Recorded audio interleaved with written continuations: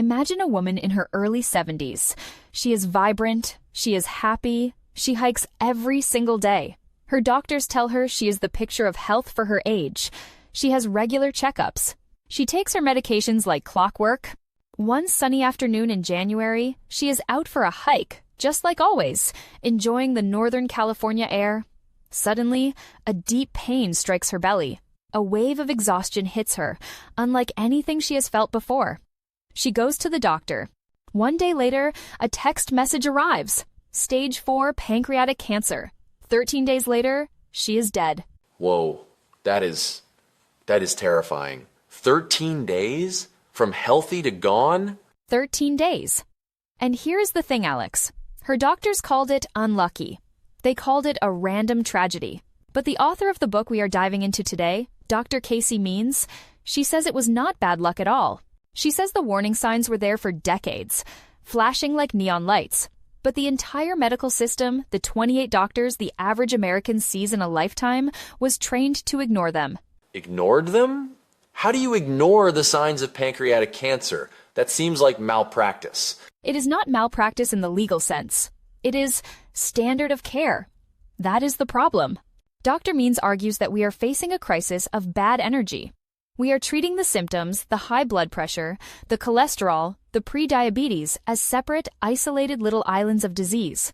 But they are not islands.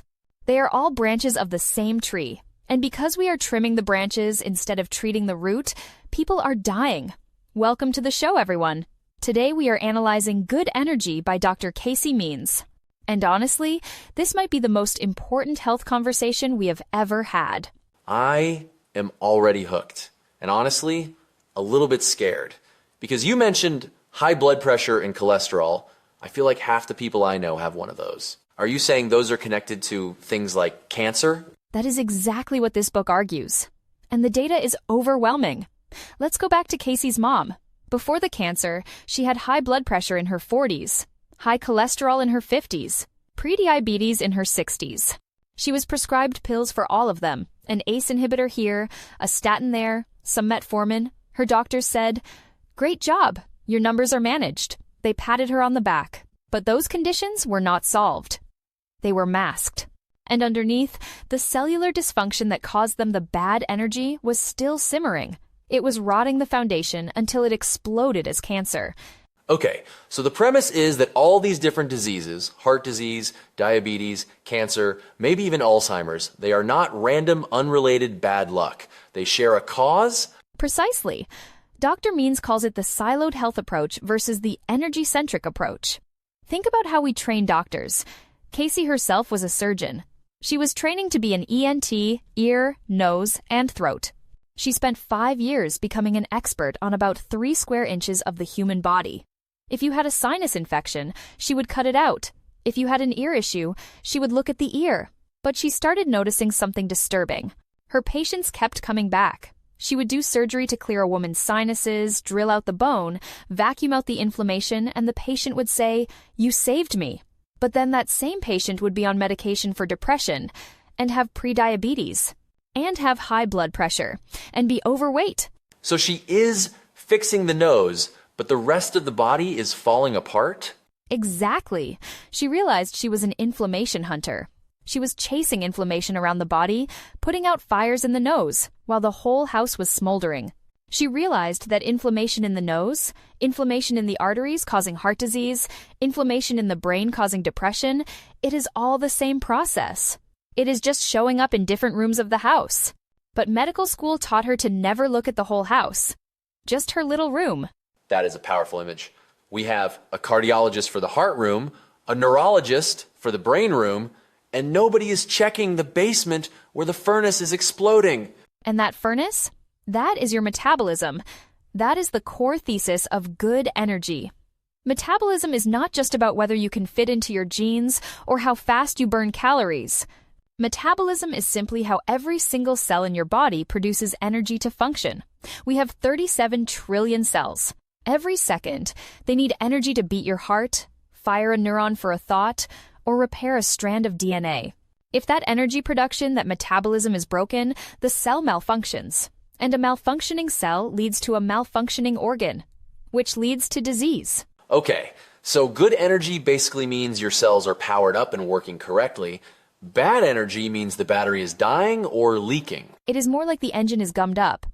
Let's get into the science, because this is fascinating.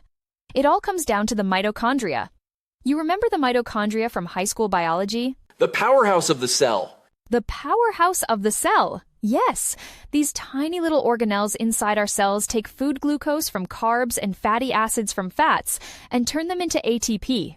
ATP is the currency of life. It is the electricity. Now, imagine your body is a pristine, ancient temple designed to run on a specific type of fuel. But suddenly, in the last 50 years, we have started dumping sludge into the temple. We are eating 70 to 3,000% more fructose than we did 100 years ago. We are exposed to 80,000 synthetic chemicals. We are sleeping 25% less. We are sitting all day. So we are flooding the engine? We are flooding it, and we are breaking it. When you overload the mitochondria with too much fuel, specifically too much sugar and processed carbs, and you don't move your body to burn it off, the assembly line gets jammed. The mitochondria cannot process the energy. They start producing exhaust dangerous molecules called free radicals. This causes oxidative stress. The cell basically panics. It says, I cannot handle this. I am under attack. So it sends out a distress signal. And who answers the call? The immune system. The immune system rushes in to fight the threat. That is what inflammation is. It is the body's war response. Usually, inflammation is good, it heals a cut or fights a virus. But in this case, the threat is your breakfast cereal and your lunch sandwich and the soda. The threat never goes away. So the inflammation becomes chronic. It stays turned on, simmering, destroying your own tissues. If this happens in your arteries, you get heart disease. If it happens in your brain, you get Alzheimer's or depression. If it happens in your pancreas, well, you get what happened to Casey's mom. This completely reframes how I think about getting sick. I always thought, oh, my dad had heart disease, so I will probably get it. Genetics, right? But you are saying it is more about this energy overload. Genetics loads the gun, but lifestyle pulls the trigger. And right now, our lifestyle is holding a machine gun. Casey makes this point really clearly. Almost no animals in the wild suffer from chronic disease. You do not see lions with type 2 diabetes. You do not see giraffes with obesity. But in America, 74% of adults are overweight or obese. 93% have at least one marker of metabolic dysfunction. 50% will deal with mental illness. These numbers are skyrocketing, Alex. And it is happening because our environment is hostile to our biology. 93%? That is basically everyone. So if I am walking down the street, 9 out of 10 people I see have this bad energy brewing inside them. Yes. And most of them are being told they are fine because they haven't had a heart attack yet. This brings us to the second deep dive, the system. Why are we not hearing about this? Why did Casey have to quit her prestigious surgical career to figure this out? Yeah, that is the big question. If the root cause is so simple, bad fuel causing inflammation, why isn't every doctor screaming about it? Follow the money. It sounds cynical, but it is just economics. The U.S. healthcare system is a $4 trillion industry, and every single institution in that industry makes more money when you are sick than when you are healthy. Hospitals fill beds with sick people. Pharma sells drugs to sick people. Insurance companies manage risk for sick people. There is no billing code for reversing diabetes through diet. There is no profit in a patient who heals themselves and never comes back. That is heavy. So doctors are, what, the bad guys? No, absolutely not. Casey is very clear on this. Doctors are heroes. They are dedicated, smart, hardworking people who go into medicine to save lives. But they are trapped in a broken system. They are trained in a curriculum, the Flexner Report model that was established 100 years ago to focus on interventions, drugs, and surgery. They are not taught nutrition. They are not taught root cause analysis. Casey says that in her entire surgical training, she never once asked, why is there so much inflammation? She just learned how to cut it out. Doctors are suffering too. They have the highest suicide rate of any profession. They know, deep down, that the patients aren't getting better. She tells a story about a patient named Sophia. right? Can you walk us through that? Sophia. This was the turning point. Sophia was a 52-year-old woman with chronic sinus infections. She couldn't breathe. She was miserable. She had seen doctors for years, steroids, antibiotics, everything. Nothing worked. So she came to Casey for surgery. Casey did the surgery, she cleared out the sinuses. Technically, the surgery was a success. But in the recovery room, Sophia grabbed Casey's hand and said, "You saved me." That sounds like a good moment. It should have been, but Casey felt defeated because she looked at Sophia's chart. Sophia wasn't just having sinus issues. She was obese. She had prediabetes. She had depression. She had high blood pressure. Casey realized, I just drilled a hole in her face, but I did absolutely nothing to help the actual problem making her sick. She knew Sophia would be back. Or she would go to a cardiologist for the heart or a psychiatrist for the depression. Sophia was falling apart, and the medical system was just playing Whac-A-Mole with her symptoms. Casey realized she couldn't cut into another patient until she understood times why times everyone was so inflamed. Whac-A-Mole is the perfect analogy. So, if we stop playing the game, if we want to actually fix the machine, what do we do? How do we create this good energy? This brings us to Deep Dive Part 3, the solution. And the good news is, it is actually incredibly empowering. You do not need a new prescription. You need to understand your own data. Casey calls this bioobservability. Bioobservability. Like observing your own biology? Exactly. Right now, we know more about our car's engine or our bank account balance than we do about our own blood sugar. We fly blind. We go to the doctor once a year. They run a few basic labs, and if we aren't dying, they say, "See you next year." That is not enough. You need to know what is happening inside. And there are 5 key biomarkers. Casey calls them the vital 5 that you need to track, and you need to be aggressive about them. You want to be in the optimal range, not just the normal range.